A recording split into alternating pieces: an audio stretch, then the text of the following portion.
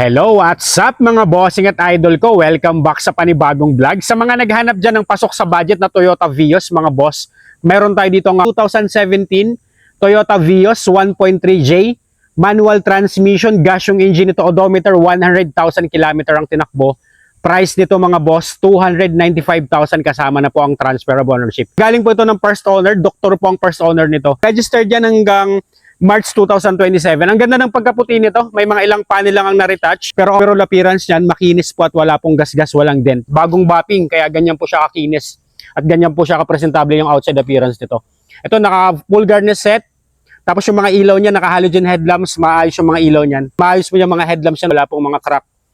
All goods to sa 2017 model. May dalawang kasamang susi. Naka-upgrade din na po ng remote to. May RFID na to, auto shift, tsaka AC trip. Ngayon, naka full garnish set na to. Tapos yung mga gulong nito mga boss, 90% trade life, ang kakapal pa po, hindi pa po expired. Tapos nakamags na po yan na pang modelo na Vios. Well maintained and well preserved unit mga bossing. Yan, ikutan muna natin. Yan, para-paras po yung kapal ng mga gulong yan. Ayan, paras po ng brand, tsaka 2022 production date, lahat po yan.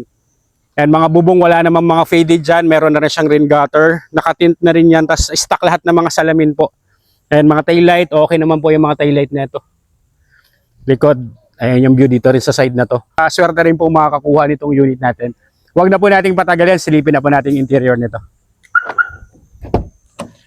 Ayan, nakita nyo naman po yung interior nito. Sidings maayos. Ayan, naka-trim na po yung mga matting nito. Meron na rin tong kasamang seat cover. Ayan, pero kahit alisin nyo po yung seat cover na yan, nakita nyo po yung mga upuan. Ayan, intact po lahat yan mga bossing. Tsaka yung steering wheel nito, pina-leather na po. Naka-stock stereo, malamig yung aircon. Shifting nito is smooth, 5-speed manual transmission. Start po natin yung engine nito. Ayan, actual mileage, 100,428 to be exact. Original mileage, not tampered, money back if tampered po tayo mga bossing. Ayan, one click, one start po tayo mga bossing. Ayan, aircon, open po natin yung aircon. Ayun, maayos pa to sa 2017 model kung paano rin naman na-maintain to. Yung interior maayos.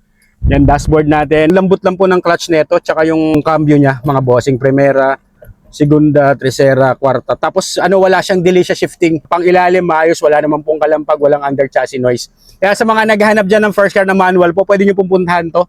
Pwede nyo i-check ng actual mga boss. Talaga namang hindi ako mapapaya sa inyo.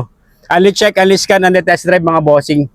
And actually, na-scan ko na rin to, pero mga gitong mga basic na manual mga bossing, wala namang masyadong sensor to. Napakadaling i-maintain neto. Ayan, naka-ice cold aircon with automatic climate control yan mga boss. Pwede nyo rin pong i-avail to ng financing kung wala po tayong pang-cash sa mga gusto pong maghanap ng first car na pasok sa budget. Pwede nyo rin pong ipasok to ng financing. Yan, second row natin, ganun din ang view natin dito. Kahit alisin nyo po yung mga seat cover, maayos yan. Pero syempre, mas maganda po yan. Kahit hindi nyo po alisin yung seat cover kasi ang ganda ng team niya, black and white talaga. And mga ceiling yan. All goods pa to sa cargo bay po, may naka-trim din na matting. Wala po itong bangga, 100% hindi pa rin po ito nabaha. Ayan, tsaka napaka-smooth ng andar nito. Check natin engine bay nito. Ayan, check nyo naman po yung engine bay nito. Ayan, wala pong mga accident history, wala pong yan, wala pong mga lukot yan. Maayos po yung frame nito, engine bay nito. No talsek, no usok, no blow-by. Dito pa lahat ng mga sticker. Tsaka intact pa po lahat ng mga sticker na galing Toyota. Napaka-smooth po ng idling nito mga boss, ang andar nito. Tapos nag-automatic shut off yung fan natin. Wala naman po itong overheat history, wala naman po ito, walang mga oil leakage po mga boss. Ito naman pong Toyota Vios natin, timing chain na po ang gamit nito. Hindi kagaya ng mga belt type. Kailangan na natin mag-replace kasi mahirap pag tayo po yung inabot, naka-belt type, pero inabot ka sa kalsada, may mas malaki-laki pong magagastos yung mga boss. Ito, timing chain po ang gamit nito. Tapos powered by a 1.3 liter dual VVTi gasoline engine that produces 98 horsepower at 123 Nm of torque mga boss. Hindi ka mahirapan sa maintenance nito. Ito yung pambansang sedan. Ito isa sa pinakamabentang sedan sa Pinas. Napakatipid din po ito. Napakadaling i-maintain itong VS, lalo na po itong manual transmission mga bossing.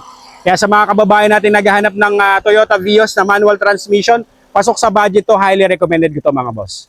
Another quality na sedan sa mga naghahanap naman dyan ng pasok sa budget na automatic na sedan mga boss at saka fuel efficient. Meron din tayo ditong kagwapo ng unit na to. Wine red ang kulay mga boss. Makinis to, wala pong gas-gas, walang dent. Meron tayo ditong 2017 Mitsubishi Mirage G4 1.2 GLX. Automatic transmission, gas yung engine nito, odometer kaka 50,000 km lang pong tinakbo. Galing din po ito ng first owner, orig mileage not tampered mga bossing. Money back if tampered. Price nito, 328,000 mga bossing, kasama na po ang transfer of ownership. Meron ka ng sedan na ganito kaklaseng kaganda mga boss. Pasok na pasok sa budget nyo to mga bossing, kagwapo ng unit. Ayan, sa mga naghahanap ng first car nila, pwede nyo pong i-consider to mga bossing. Ayan, mga headlamps, nakita nyo naman po kung gaano po kaayos yung mga headlights niyan. And mga headlamps. Tapos ang ganda talaga ng mga Mirage, ang ganda ng front grille niyan, may chrome na po yan dyan sa harap. Tapos ending to ang plate number niyan, registered yan hanggang February 2027. Naka-halogen headlamps to.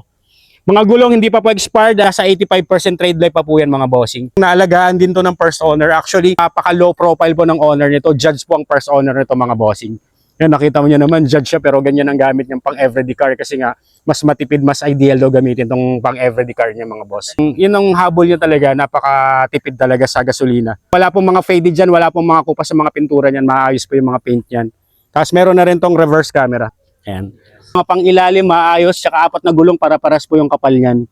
Wala na rin kayong gagawin dito, talagang gas and go ka na lang dito mga bossing. Ayan, dito sa side na to. Maayos to, kakinis yung unit natin na to. Mga tint niyan, wala naman pong sugat. Maayos po yung mga tint nito. Tsaka stock po lahat ng mga salamin. Ayan, dalawang susi din mga bossing. All power na rin tong natin, Mirage natin na GLX variant po mga boss. Ceiling maayos. Tsaka yung mga upuan po, sa 50,000 po na tinakbo niyan. Ayan, original mileage na tampered po mga bossing. Ayan, nakita nyo mga upuan po. Yung upuan nakita nyo na po, wala po mga lundo, wala po mga punit, ang fabric seats maayos. Tsaka mga sidings maayos. Yan, carpet niyan sa pang ilalim. Yung nakita nyo po yung mga stock ng mga carpet niyan. Start natin yung engine ito. Yan, one click, one start. Shifting natin, naka CVT transmission na po ito. Tapos meron na itong reverse camera. Ayan. Meron na pong reverse camera po yan na aftermarket mga bossing. Tsaka napaka-smooth ang shifting. Wala po siyang shift shock, walang kaldag to. Ayan, glove box. Nandito yung manual and booklet. Maayos mga pang ilalim. Smooth po i-drive mga bossing. Ceiling sidings, malinis po itong unit natin. And goods na goods, open natin yung aircon ito. Kaya sa mga kababayan natin naghahanap ng first car nila, pwede nyo pong i-consider to. Pilian nyo na lang po. Mayroon tayong unang manual at saka ito naman matic para sila 2017 model. All goods po yung mga unit natin. Parehas po swak at pasok sa budget. Kaya makakapili kayo kung gusto nyo ng manual or automatic. Parehas pong mga pambansang sedan yan. Parehas pong mga sellable na sedan yan sa Pinas. Kaya hindi po kayo lugi, parts available, tsaka daling i-maintain na ito. Ayan, yan po yung view natin dito sa ating, sa ating second row po. Compartment po sa likod, nakita nyo naman po. Sa 2017 model. Tingnan nyo yung mga carpet niya, bossing. Dun yung, ayan, tsaka nakita nyo naman. sabi sa iyo, Yung mga carpet po na yan, sa 2017 model, kung paano naman po na-preserve yung mga carpet yan tsaka mga sidings. Diyan pa lang po, makikita mo na po kahit anong linis yan, pag nabaha yung unit mo talagang makikita mo pa, amoy pa lang at tsaka status po kahit anong linis yan pag nabaha yan. May alam mo talaga yan. boss, hindi pa gumalaw. May buhok Ayan, pa. may buhok-buhok at tsaka may guhit pa yung reserbang gulong. Hindi pa gumagalaw. Hindi pa nagagamit yung reserbang gulong. Malinis na malinis. Tsaka nakita niyo naman po yung mga framing niya ng una-una kung tinitingnan ko, may bangga, kung nabaha, papel, yan po yung pinaka-importante sa lahat. Ang saya ng mga kakakuha nito. Kaya swerte rin pong makakakuha nito, talagang na-maintain naman po talaga, yan po yung view galing dito. Tsaka yung, yan pa lang, siding sa mga upuan, maayos.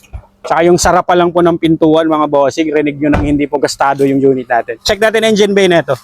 Check nyo naman na engine bay nito under the hood mga boss. Ayan, wala pa pong linis yan, pero syempre pagka i-reserve nyo na or kukuhanin nyo na po bago po i-release to, linis po, papa-engine detail po natin yan, tapos papalinis, papa-car wash po natin yan para naman po presentable po pag dumating po sa inyo yung unit. Yan, kompleto pa po ng mga casa markings yan. Tsaka wala siya ng mga vibration po itong natin. No talsek, no usok, no blow-by mga bossing. Tsaka napaka-smooth ng andar nito. Ayan, lahat naman po ng mga markings nandyan pa po. Tapos naka-motolite po na battery. Ayan, buong-buo ang frame natin. Tsaka ito naman pong si Mirage po natin, powered by a 3-cylinder gasoline engine that produces 78 horsepower at 100 Nm of torque. Timing chain na rin ang gamit nito. Tsaka napaka-smooth po ng andar ng makina niya. Kaya sa mga kababayan natin naghahanap dyan ng pasok sa budget na sedan, ito pong Mirage, highly recommended ko rin to. Ayun, abangan nyo lang po yung mga bablog ko po. Marami pa po tayong ibablog dito sa BF Homes Paranaque. Kaya sa mga kababayan natin dyan, ayan, comment down below sa mga interesado at i-assist ko po kayo. Ingat pang lahat. God bless.